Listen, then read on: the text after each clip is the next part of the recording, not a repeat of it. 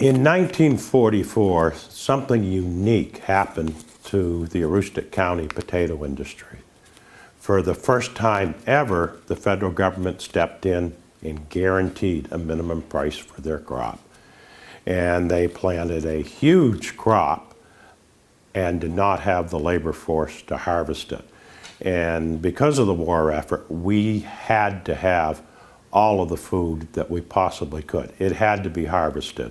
We didn't have the people to work on the farms, so the decision was made as we started bringing German POWs in, starting with the capture of Hitler's Africa Corps and then later with D-Day, that we would use these prisoners to supplement our meager workforce. This wasn't very well received initially.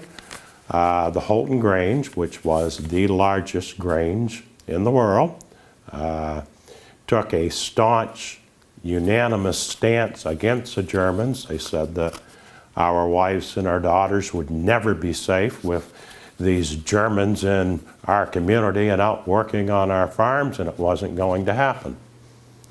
Well, the U.S. was at war, and sometimes it really doesn't matter what the locals think, and this was one of those times. So part of what happened when the German soldiers went out on the farms was, rather than being, quote, the enemy, unquote, now they were just an individual. And when you work beside an individual in the potato fields, it was quite different from what you were hearing on the news and what you were seeing on the posters. And the local feeling toward the troops definitely softened.